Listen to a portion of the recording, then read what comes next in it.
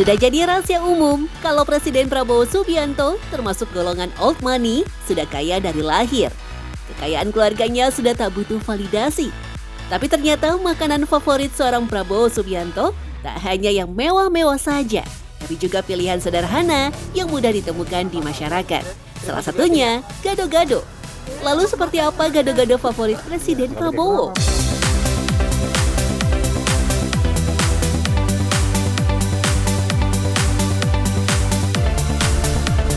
Ini dia gado-gado favoritnya Pak Prabowo. Gado-gado Kertanegara. Unik banget ya, tempat berjualannya di dalam mobil lawas L300. Bagian dalam mobil pun disulap ala kadarnya menjadi seperti dapur mini, termasuk tempat merebus sayurannya supaya masih fresh saat dibuat.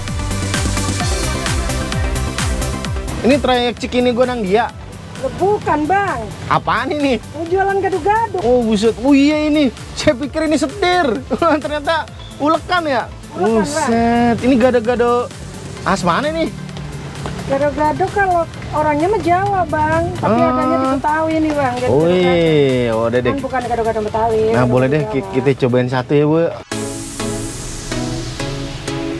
Berada di Kompleks Elit Kebayoran Baru, Jakarta Selatan, gado-gado Kertanegara atau yang aslinya bernama gado-gado Ibu Sumartin, selain langganannya Pak Prabowo, sejak dulu juga sudah jadi langganan para artis dan sejumlah pejabat negara.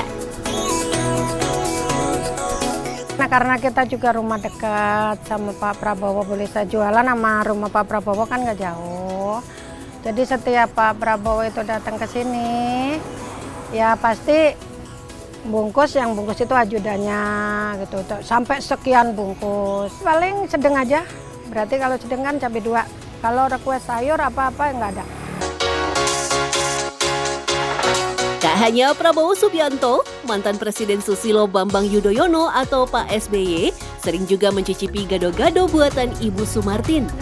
Romantisnya, dulu Pak SBY selalu menyempatkan mampir dengan istrinya untuk menikmati sepiring gado-gado Kertanegara. Karena rumahnya juga di sini juga, di samping Pak Prabowo itu rumahnya ibunya Pak SBY. Jadi kalau beliau sowan ke sini, mampir ke gado-gado gitu. Bumbunya kalau buat Bapak itu bisa bumbu, bisa kantong. Kalau Pak SBY yang suka kesini sama istrinya, justru kalau Pak SBY sering datang sendiri pakai mobil sama istri, kadang bungkus kadang makan. Awal berjualan gado-gado, Bu Sumartin menggunakan gerobak biasa. Namun karena jarak yang ditempuh dari Depok ke Kertanegara cukup jauh, akhirnya diganti dengan mobil L300. Meski tua, mobilnya berjasa membawa mencari rezeki. Dalam sehari bisa laku ratusan porsi gado-gado. Sementara ulekannya sudah puluhan tahun masih sama, ulekan besar yang dibeli di pasar ikan hampir 40 tahun lalu. Berbeda dengan penjual gado-gado lain, dari dulu bumbu kacang yang digunakan Bu Sumartin sudah jadi. Sudah halus dan dicampur air, jeruk limau dan bumbu supaya lebih praktis dan mudah saat banyak pesanan. Hanya 4 sayur yang digunakan, yakni toge, kol, kacang panjang, dan kangkung. Ditambah kentang dan juga telur rebus sebagai pelengkap proteinnya. Nah emang kenapa kalau cabai buat gado-gado, buat ketoprak, buat lotek, itu harus direbus dulu? Kenapa emangnya? Ya harus direbus itu karena biar kalau yang makan tuh kan kadang-kadang kalau mentah itu nggak asian kata orang sini ya. Nggak cocok di perut lah, apa kalau udah matang kan bagus.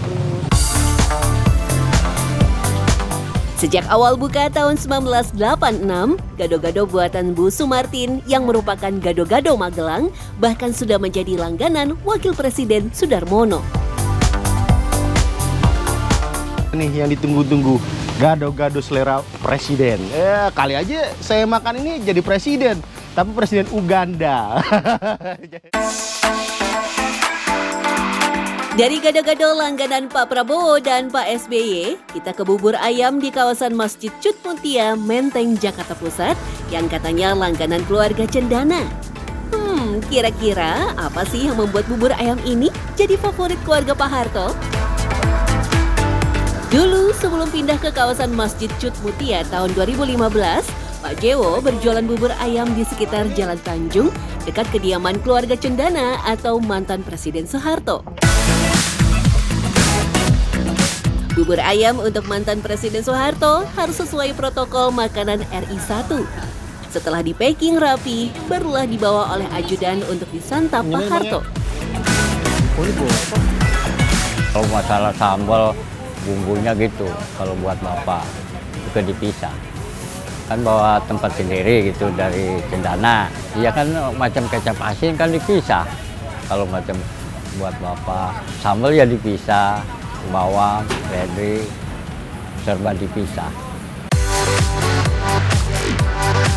Sejak berjualan keliling di Jalan Tanjung dan Jalan Irian, Pak Jewo rutin menerima pesanan dari anak-anak Pak Harto seperti Bambang Trihatmojo dan Siti Hardianti Rukmana alias Mbak Tutut. Saking akrabnya dengan keluarga Cendana, Pak Jewo bahkan sempat diundang ke kediaman Bambang Trihatmojo untuk menyajikan bubur ayam di pernikahan putrinya, Gendis Siti Hatmanti. Tuh lihat, buburnya padat, tidak encer, betul? Kental juga. Kental. Nah, Iya. pasti ini ada apa boleh bilang tipsnya, Iya. caranya itu biar bubur ini tidak encer gimana? Ada tambahan lain nggak? Oh nggak ada, ya tambahan ini aja beras, misalkan yang bagus, ya kan. Terus?